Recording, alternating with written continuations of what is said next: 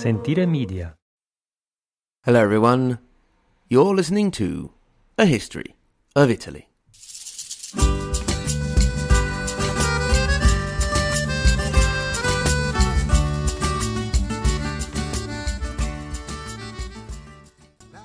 Episode 87, Marco Polo, Part 2.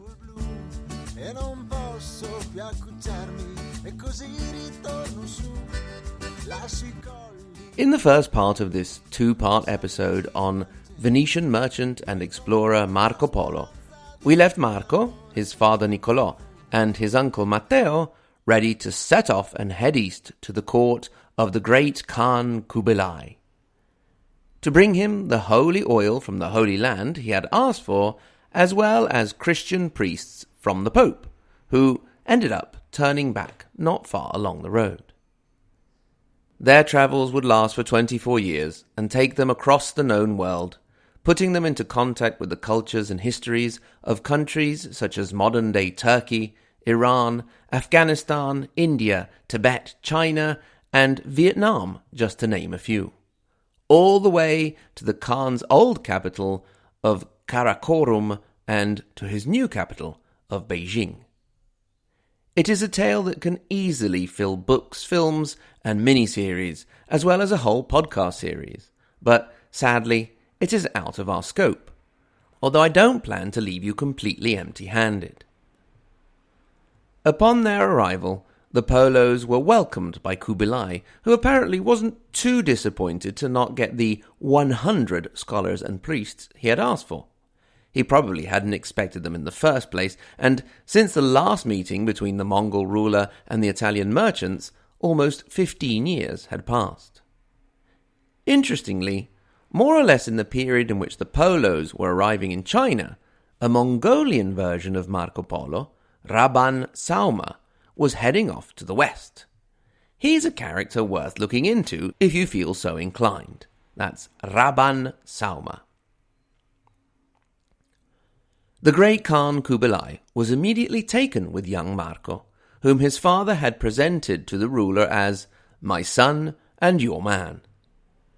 Marco was a very acute observer, highly perceptive, and a great storyteller. As well as Italian, he would have spoken Persian, the lingua franca of the East, and some Mongolian. He was the perfect man to help the Mongol ruler to learn about and understand his newly acquired Chinese provinces. So started the experience of Marco Polo, merchant and adventurer, in the service of the Mongol Empire as a civil servant. This service would last for almost all of the remainder of Kublai's reign, and would bring Marco to witness and experience enough to fill several lifetimes of another human being. He would have taken advantage of a very well-organized communication and transport system to China, with way stations, stables for horses, hotels, and so on. He would have gone forth wearing the metal plates that distinguished men of command in the imperial administration, with different sizes and different metals according to rank.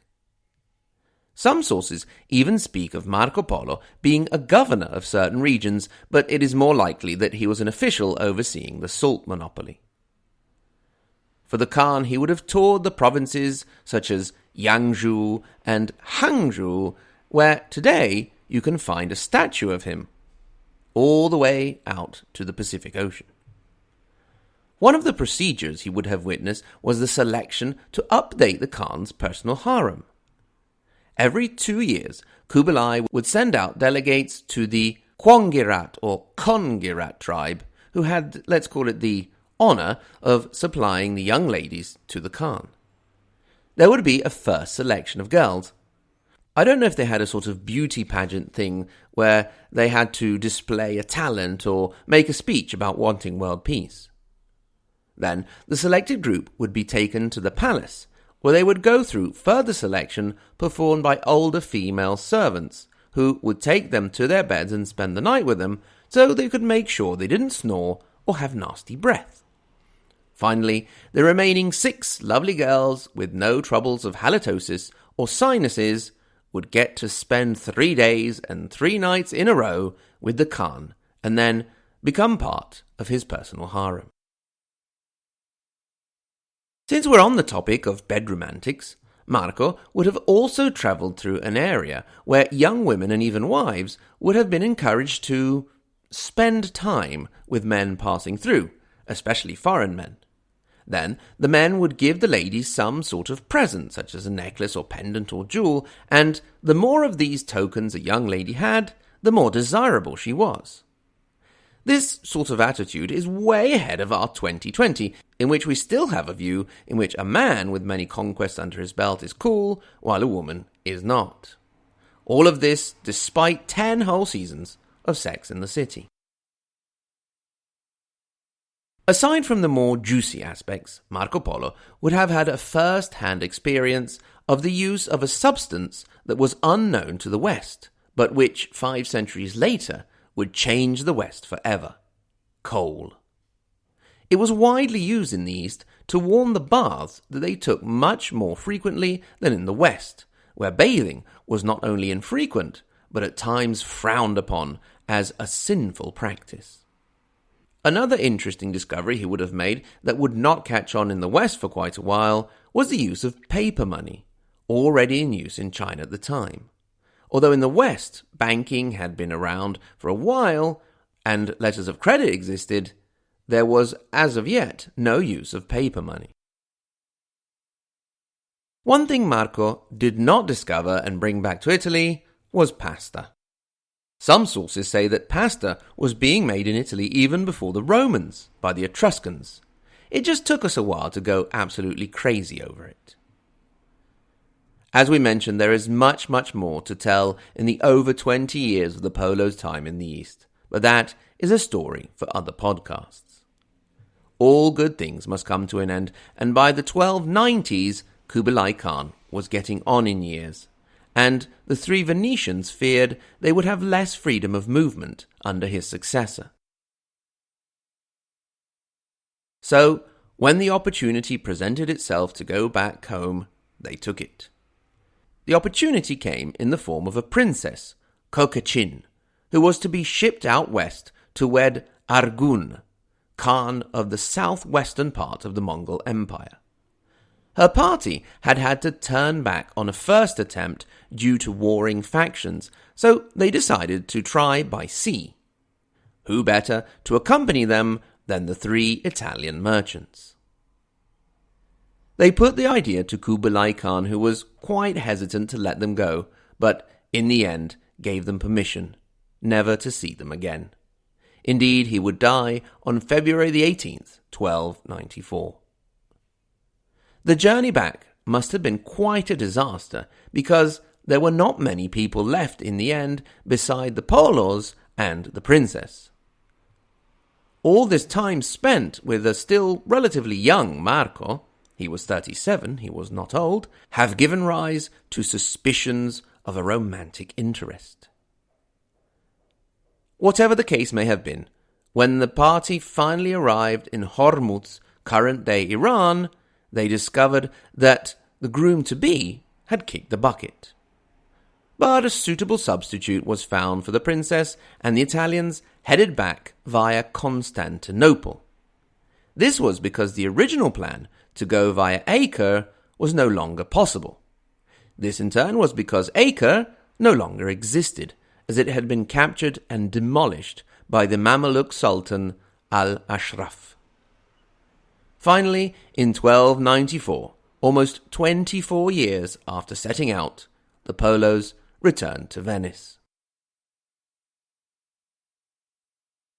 They returned to an unsettled city. There was a big issue on everyone's mind, and said issue was called Genoa.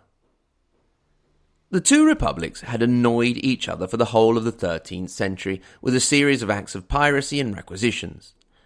A sort of Cold War with numerous acts of sabotage, but in 1294 real hostilities had started with the Battle of Laiazzo, the modern-day town of Yumurtalik in Turkey. In this battle, a Genoese fleet of inferior numbers had defeated a Venetian fleet. The Polos had arrived just in time to avoid attacks on the major families of Venice. The wealthiest were to produce and arm 3 war galleys, the less wealthy 2, and the other families 1 each. In this way, the city managed to create a new fleet of 96 ships, which set out under the command of Admiral Andrea Dandolo. On the 8th of September 1298, this new fleet met the Genoese near Curzola, an island off the coast of modern-day Croatia. The Genoese had a slightly smaller fleet of around 80 galleys under the command of Lamba Doria. The battle was a total disaster for Venice. Of the 96 galleys which had left, no more than 15 made it back. Around 7,000 men were killed and another 8,000 were captured. Among these was also the Admiral Andrea Dandolo, who out of shame committed suicide by smashing his own head on a rowing bench. It is not sure if Marco Polo was among the captured number, but we do know that sometime between his arrival and the Battle of Curzola, he was given command of a ship and captured by the Genoese and taken back to their city. The situation there was getting quite crowded, because the Genoese prisons were still quite full of prisoners from Pisa who had been captured back when they had been defeated by the great Genoese admiral Oberio Doria at the Battle of Meloria. Among the Pisan prisoners in the city was a writer by the name of Rustichello, and at a certain point he met Marco Polo. What happens when a great storyteller with a great story to tell meets a writer? Well, a book, of course. It was some time between his capture and his release that Marco Polo dictated his manuscript Il Milione to Rustichello, the direct testimony of the Venetians' travels to the east and back again. The peace between Genoa and Venice was signed on the 25th of May, 1299. It was time to try and put their differences aside, for the Spanish now posed a greater threat than either of the cities could pose to each other in the Mediterranean, especially for Pisa and their control over Corsica and Sardinia. Marco Polo returned to the new home his family had purchased with the wealth gained in the east, located in the San Giovanni Crisostomo area of Venice. Don't bother to go and look for the place if you're visiting Venice today. It burned down in 1596. At this point, it may seem like a bit of an anticlimax, but Marco Polo sort of lived happily ever after. The family, as well as in the house, reinvested their money in bonds, luxury goods, and the colleganze, the merchant joint ventures of the time. Marco married a woman from one of the 12 most prominent families in the city, Donata Badoer. Interestingly, the wedding took place in the very year in which the city had passed laws limiting the level of ostentation at weddings and, in general, as the wealthy families competed to see who could show off their huge riches more than the others. Donata was not one of the white widows the city was full of. Marco stayed at home. He did not get involved in politics, and he never travelled again.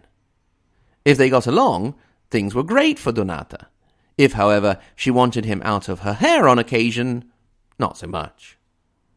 The couple had 3 daughters, Fantina, Belela, and Moretta.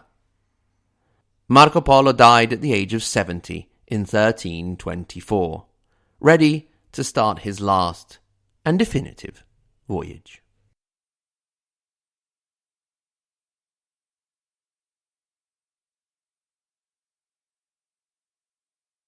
Thanks very much to everyone for listening. Thanks in particular to my Patreon supporters, the Margherita Hack and Galileo Galilei level Anthony G, Silane, Chanel, Dean V, Eric W, Gordon Z, Greg, Ignazio, Old John in Milwaukee, Caitlin, Kevin, Marxist-Leninist Sicilian, Patrizia K, Renee B, Roberta D, Rodney the Question Master, Scott L, Shelby, and Stephen. And the tippy-top supergroup, Maria Montessori and Dante Alighieri, Sen, Paolo, Lisa K, JW, Andrew M, and Brandon S. I'd also like to thank Max007 from Australia for his lovely review. Thank you very much. And thanks very much to Scott S for pointing out the story of Rabban Sauma, the Mongolian version of Marco Polo, who did the opposite of Marco by coming to the West. And finally, I'd like to thank Agincourt1415 and Sienna for their reviews on Apple Podcasts. Remember, you can get in touch, hello@ahistoryofitaly.com, just to say hello, ask a question, make some observations, complain, share some philosophical doubts, or whatever you want to. hello@ahistoryofitaly.com. The same URL, ahistoryofitaly.com. You can go to our support page and become a Patreon, where you'll find extra content or support via PayPal, and you can look at maps, timelines, and the reading list for this podcast. Once again, thanks to everyone very much for listening, and until next time, arrivederci.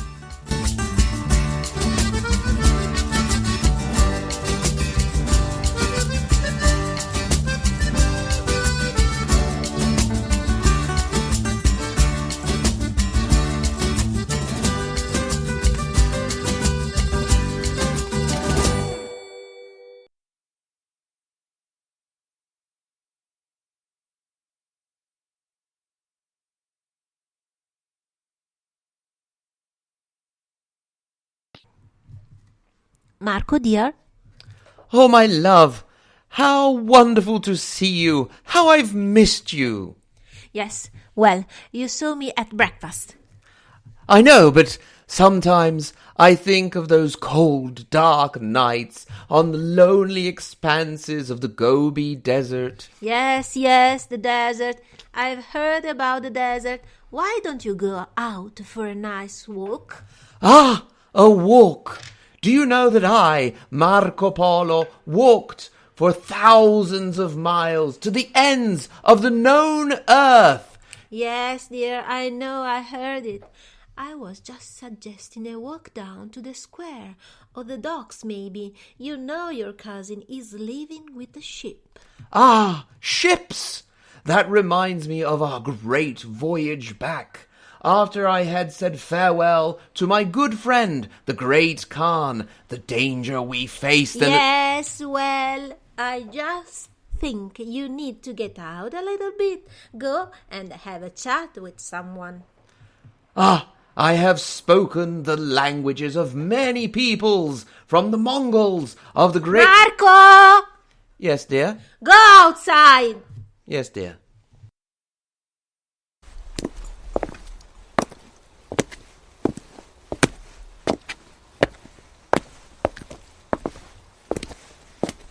Hey, are you Marco Polo the Explorer guy?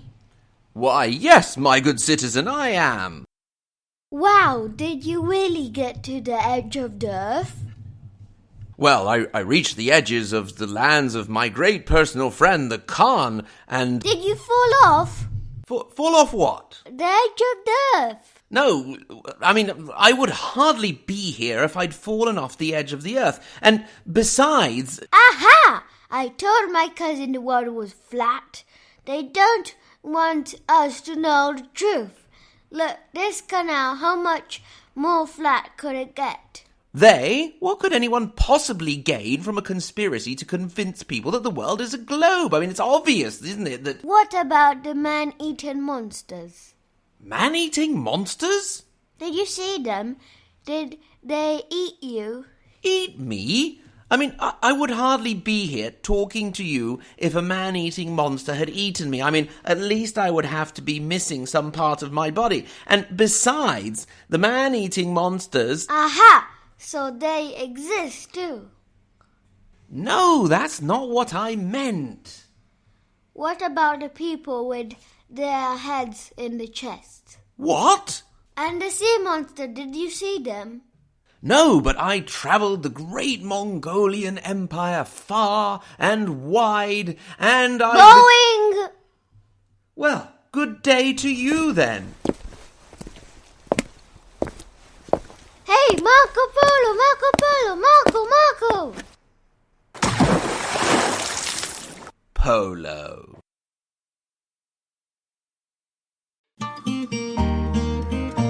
Sentire Media.